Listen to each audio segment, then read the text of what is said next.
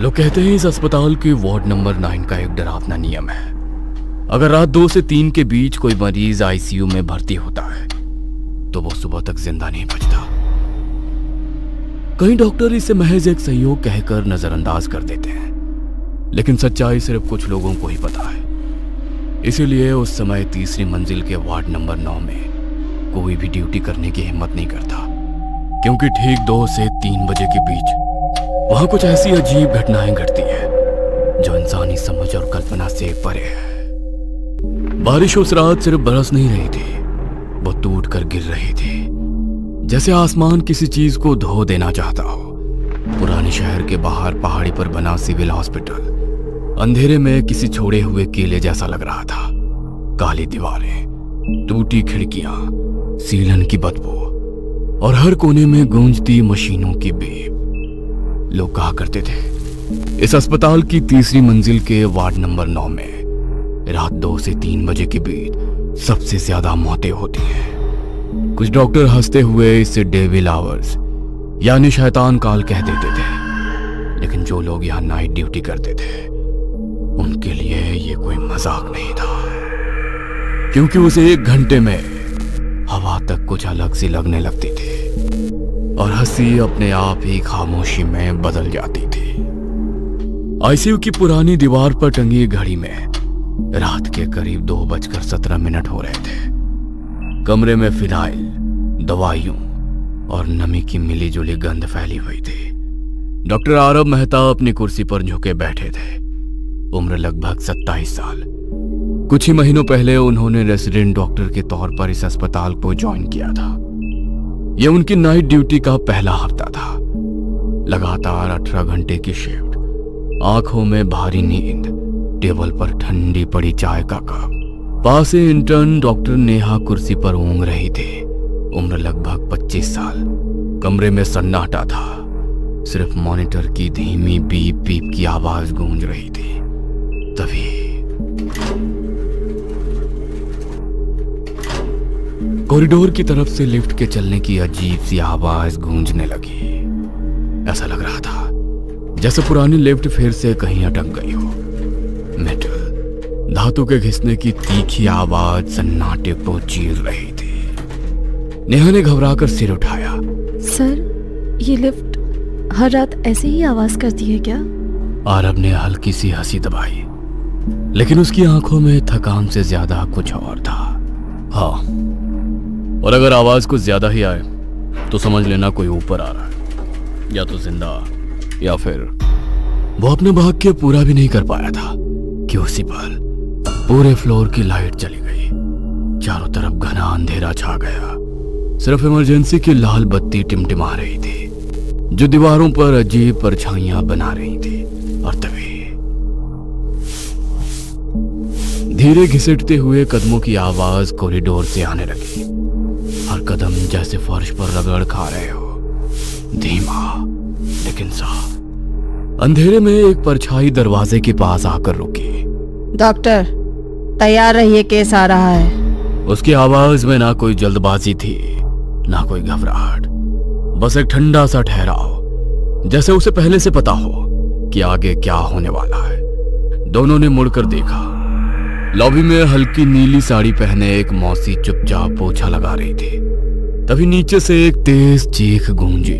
Doctor, doctor, मेरा बच्चा, इसे बचा लो, इसे बचा लो।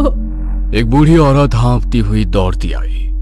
उसकी गोद में सिर्फ 4 दिन का नवजात था।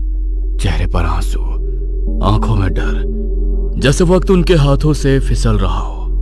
उसके पीछे उसका बेटा भी भागता हुआ आ रहा था, घबराया हुआ, बेबस, बस एक ही उम्मीद लेकर कि शायद अभी कुछ खत्म नहीं हुआ है। डॉक्टर आरब ने बच्चे को अपनी बाहों में लिया और उसका दिल एक पल को जैसे थम सा गया। बच्चा सांस नहीं ले रहा था, कोई रोने की आवाज नहीं, छाती बिल्कुल स्थिर। उसकी आंखें ऊपर की ओर जमी हुई थी। नन्हा सा शरीर अस्वाभाविक रूप से सख्त, जैसे लकड़ी का बना हो, और उसका रंग नीला काला, मानो किसी ने उसके भीतर की सारी ऑक्सीजन खींच लिया हो। और पीछे सिर्फ ठंडा सन्नाटा छोड़ दिया। इस पर किसी का बुरा साया है। आज अमावस है। मैंने इसे बाहर जाने से मना किया था, पर मेरी सुनता कौन है। जरूर इस पर किसी शैतान का। अब बस भी करो माँ, डॉक्टर को उनका काम करने दो। उसकी आवाज टूट रही थी, जैसे हर शब्द के साथ उसका भरोसा भी बिखर रहा हो। नेहा के हाथ बुरी तरह कांपने लगे। उसने बच्चे की नब्ज पकड़ने की कोशिश की, लेकिन उसकी उंगलियां ठंडी पड़ती जा रही थी। पिछले महीने भी ऐसा ही बच्चा आया था, ठीक 2 बजे। सुबह होने से पहले ही चला गया। उसकी आवाज में डर नहीं था, बस एक अजीब सी आदत थी, जैसे ये कहानी वो पहले भी देख चुकी हो। आईसीयू की लाल इमरजेंसी लाइट फिर से टिमटिमाई। मॉनिटर की बीप एक पल को बंद हुई और फिर अचानक तेज हो गई। डॉक्टर आरब ने खुद को संभाला, आवाज में घबराहट दबाते हुए चिल्लाया, एनआईसीयू फटाफट। लेकिन जैसे ही उसने बच्चे को स्ट्रेचर पर रखा, उसे एक पल के लिए महसूस हुआ मानो किसी ने उसके कंधे के ठीक पीछे बहुत ठंडी सांस छोड़ी हो। बच्चे को तुरंत मॉनिटर से जोड़ा गया। स्क्रीन पर हरी रेखाएं कांपती हुई उभरी। Beep beep beep. Saturation 63%। Doctor Aarab का गला सूख गया। ऑक्सीजन बढ़ाओ। मास्क लगाया गया, फ्लो बढ़ाया गया, लेकिन स्क्रीन पर नंबर हिले भी नहीं।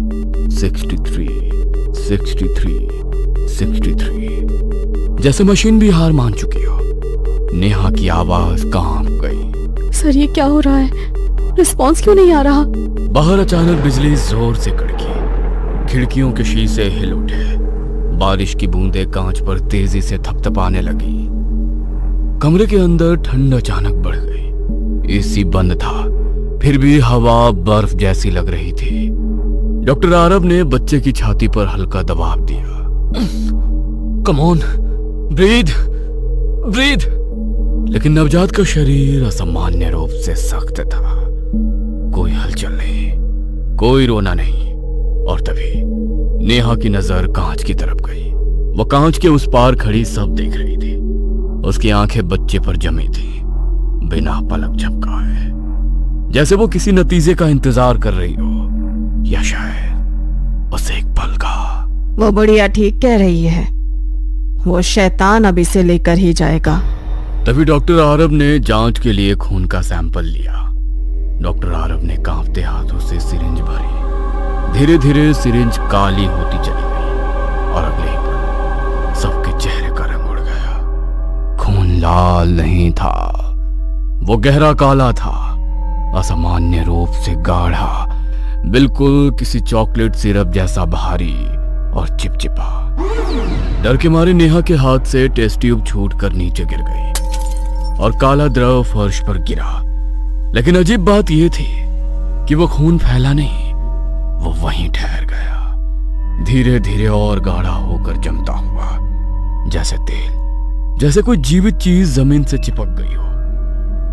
कमरे में हल्की सी धातु और सड़न की गंध भर गई और मॉनिटर की बीप एक पल को अटक गई। डॉक्टर, ये इंसानी खून नहीं लग रहा। नेहा एक कदम पीछे हट गई। उसकी सांसें तेज हो गई। उसके दिमाग में वही शब्द हथौड़े की तरह गूंज रहे थे, बुरा साया, अमावस, शैतान। और तभी बच्चे की उंगलियां अचानक हल्की सी हिली। आरब का दिमाग तेजी से दौड़ने लगा। अंधविश्वास, चीखें, बिजली की गड़गड़ाहट, सबके बीच अचानक एक साफ याद चमकी। मेडिकल कॉलेज का लेक्चर हॉल। प्रोफेसर की उंगली स्लाइड पर टिकती हुई। Chocolate coloured blood means methemoglobinemia. उसकी आंखें चमक उठी। नेहा, ये कोई बुरा साया, ये शैतान नहीं है, नहीं है, पॉइजनिंग है ये। ब्लड में ऑक्सीजन है, लेकिन ये उसे कैरी नहीं कर पा रहा। नेहा हक्का बक्का उसे देखने लगी। मॉनिटर पर सैचुरेशन अभी भी गिरा हुआ था। और अब तुरंत दादी की तरफ मुड़ा। बच्चे को क्या दिया था, सच बताइए। कुएं का पानी पिलाया था और बाबा की दी हुई राख नजर उतारने के लिए। एक पल को कमरे में सन्नाटा छा गया। आरव की आंखों में समझ उतर आई। उसने दांत भींचे। नाइट्रेट्स! कुएं के पानी में नाइट्रेट्स हो सकते हैं। वो ब्लड्स को मेथियोमोग्लोबिन में बदल देते हैं, इसलिए ये काला हो गया है। तो इलाज? मैथिलीन ब्लू। Store room. नेहा दौड़ती स्टोर रूम तक पहुंची, पर दरवाजे पर बाहरी ताला लटका हुआ था। वहां पर पहरेदारी के लिए एक वार्ड बॉय बैठा था। वार्ड बॉय हिचकिचाते हुए बोला, अब स्टोर रूम पर तो ताला लगा है मैडम, सुबह खुलेगा, नियम है। नेहा की आंखों में घबराहट और गुस्सा एक साथ चमक उठे। वो चीखी, सुबह तक बच्चा जिंदा नहीं रहेगा, वो मर जाएगा। कॉरिडोर में सन्नाटा पसर गया। तभी पीछे से कमला की ठंडी सपाट आवाज गूंजी, मौत को रोका नहीं जाता डॉक्टर।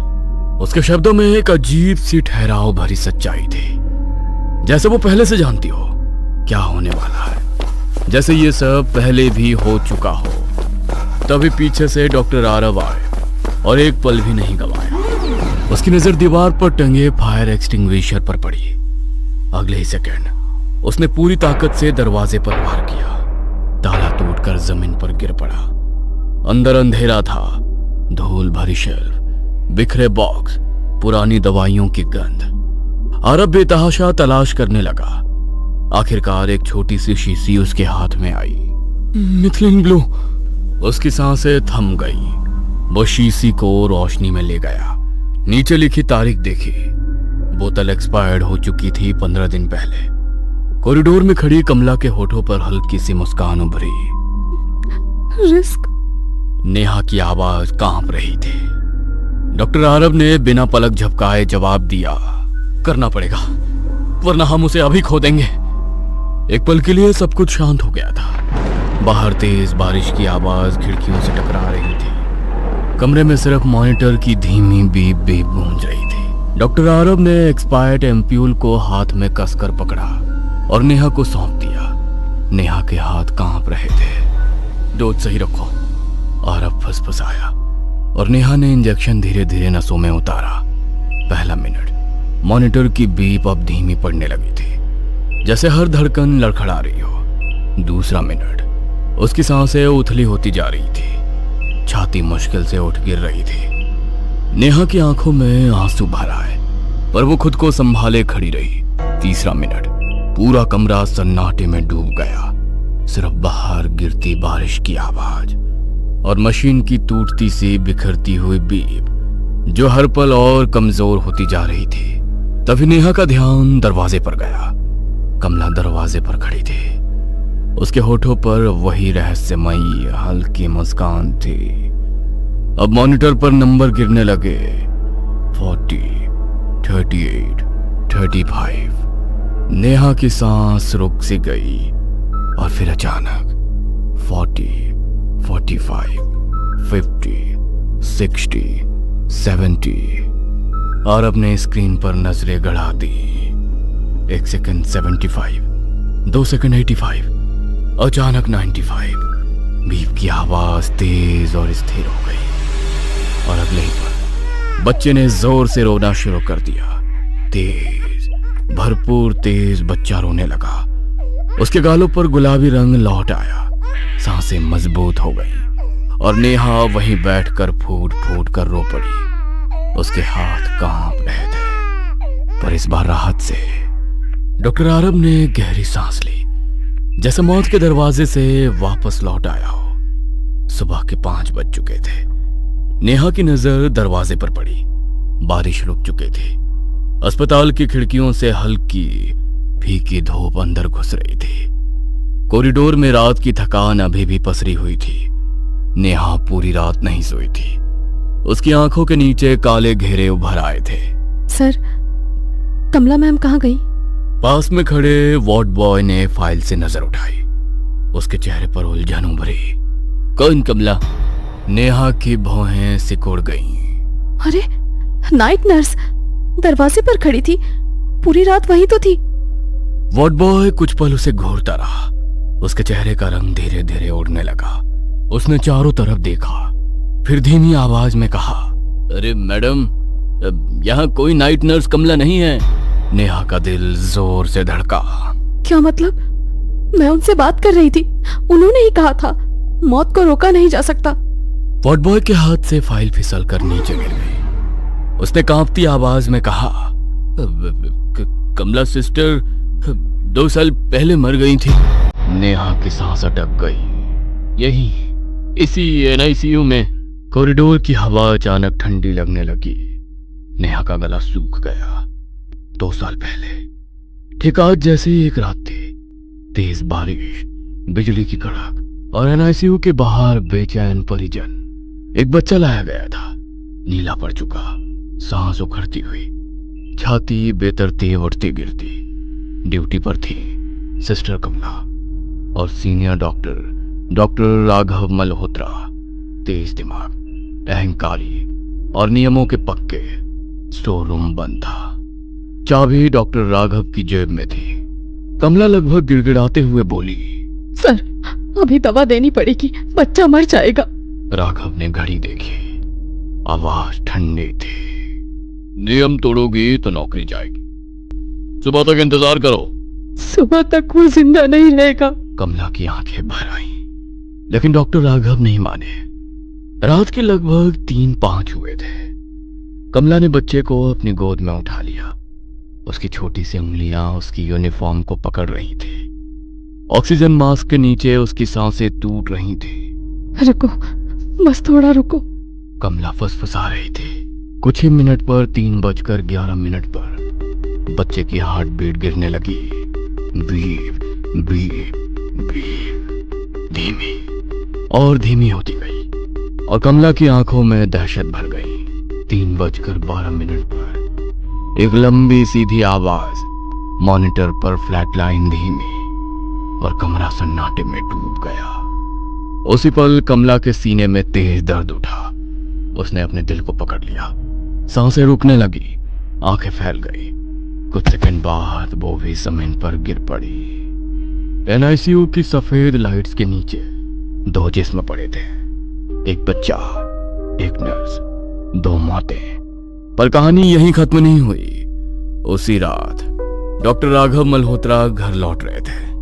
बारिश और तेज हो चुकी थी। हाईवे फिसलन भरा, वाइपर लगातार चल रहे थे। उनके दिमाग में कमला की आवाज गूंज रही थी, सर, बच्चा मर जाएगा। उन्होंने सिर झटका। तभी अचानक सामने से तेज हेडलाइट्स, एक ट्रक, ब्रेक की चीखती आवाज और फिर कार हवा में उछली। 3 बार पलटी, कांच बिखर गया, सब कुछ अंधेरा। राघव की घड़ी टूटी हुई डैशबोर्ड पर पड़ी थी। समय रुका हुआ था। 3:27 AM। 3 मौतें, एक ही रात, एक बच्चा, एक नर्स, एक डॉक्टर। इसलिए इस समय को डेविल्स आवर कहते हैं। और उसके बाद कहते हैं, हर डेविल्स आवर में वार्ड नंबर 9 में कोई ना कोई मरीज अचानक बिगड़ने लगता है। घड़ी जब 3:11 दिखाती है, मॉनिटर धीमा पड़ता है और 3:12 पर किसी को दरवाजे पर सफेद साया दिखता है, कभी किसी का हाथ पकड़कर ले जाता हुआ। नेहा ने जो भी देखा सुना, वो अभी भी घटी घटनाओं पर विश्वास नहीं कर पा रही थी। उस रात के बाद वार्ड नंबर 9 में डेविल्स आवर खत्म हो गया। अब 2 से 3 बजे के बीच कोई नहीं मरता, क्योंकि किसी ने आखिरकार नियमों से ऊपर इंसानियत को चुना।